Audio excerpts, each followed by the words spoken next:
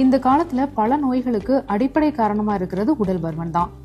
அந்த உடல் பருமனை தடுக்க உணவு முறைகள்ல சில கட்டுப்பாடுகள் வேணும்னு சொல்றாங்க ஊட்டச்சத்து நிபுணர்கள்.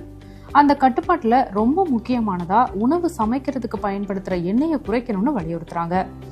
உணவுல அதிகப்படியான எண்ணெய் சேர்க்கிறது உடல் பருமனுக்கு மட்டும் இல்லாம உடல்ல பல பிரச்சனைகள் ஏற்படுற அபாயத்தையும் அதிகரிக்குதுன்னு பல ஆய்வுகள் சொல்லுது. அதனால உடல் ஆரோக்கியத்திற்கு நல்ல தரமான எண்ணெய்களை பயன்படுத்துறதோட ஏற்கனவே பயன்படுத்திய எண்ணெய்களை மறுபடியும் பயன்படுத்துறதை தவிர்க்கிறது நல்லது. ஒருத்தர் எவ்வளவு எண்ணெய் எடுத்துக்கலாம்னு பார்க்கலாம்.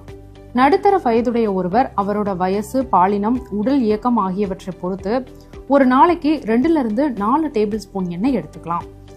நம்ம உணவுல எண்ணெய் சேர்த்துக்கிறதும் அவசியம்தான். ஏன்னா எண்ணெயில உடலுக்கு தேவையான நல்ல கொழுப்பு அமிலங்களும் இருக்கு. பொதுவா சமையல் எண்ணெய்கள் எல்லாத்துலயும் கலோரி அதிகமா இருக்கும். அதுதான் நம்ம உடல்ல அதிக கொழுப்புகளை சேர்க்குது. சமையல் எண்ணெய்கள்ல உள்ள நிறைவுற்ற கொழுப்பு அமிலங்கள் ஏற்படுத்தும். அதாவது நம்ம உடல் சாதாரணமா எரிக்கிற கொழுப்புகளை விட அதிக கொழுப்புகள் சேரும் போது அது உடல்ல தங்கிடுது. இந்த கொழுப்பு தான் ஹார்மோன் சமநிலையை குலைத்து உடல் பருமனை ஏற்படுத்துது. நிறைவுற்ற கொழுப்பு அமிலங்கள் அதிகமா இருக்கிற பாமாயில், தேங்காய் எண்ணெய், நெய் ஆகிய பொருள்கள் உடல்ல நல்ல கொழுப்பை குறைத்து கெட்ட கொழுப்புகளை அதிகரிக்குது. இந்த கெட்ட கொழுப்பு தான் நம்ம இதய தமனிகள்ல அடைப்பை ஏற்படுத்துது.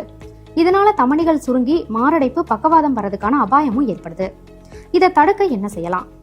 சமையல்ல எண்ணெய் பயன்படுத்தாம இருக்க முடியாது. ஆனா விளைவுகளை குறைக்கிறதுக்கு ஆலிவ் எண்ணெய், கடுகு எண்ணெய், சூரியகாந்தி எண்ணெய் போன்ற ஆரோக்கியமான சமையல் எண்ணெய்களை பயன்படுத்தலாம். மற்ற எண்ணெய்களோட ஒப்பிடும்போது இந்த எண்ணெய்கள்ல நிறைவுற்ற கொழுப்பு அமிலங்கள் குறைவா தான் இருக்கு. அது மட்டும் இல்லாம அவகேடா எண்ணெய், ஆலிவ் எண்ணெய், ஆலிவ் விதை எண்ணெய் இதயத்தோட ஆரோக்கியத்துக்கு உதவும்னு நிபுணர்கள் சொல்றாங்க. பயன்படுத்திய எண்ணெய்களை மறுபடியும் பயன்படுத்துறது நல்லதா கெட்டதான்னு பார்ப்போம். சாதாரணமா நம்ம பொரிக்கிறதுக்கு பயன்படுத்துற எண்ணெயை மறுபடியும் பயன்படுத்துவோம். இதுதான் ரொம்பவும் ஆபத்துன்னு மருத்துவர்கள் சொல்றாங்க.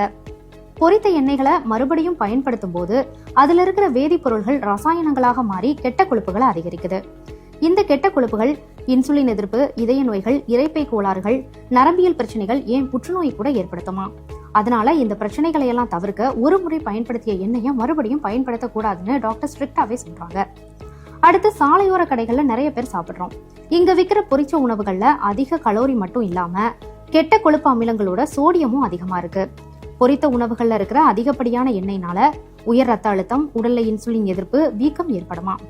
தொடர்ந்து அதையே அதிகமா எடுத்துக்கும் போது டைப் 2 நீரிழிவு நோய், ரத்த அழுத்தம், இதயத்துல கோளாறுகள் ஏற்படுறதுக்கான வாய்ப்புகள் அதிகமா இருக்கு.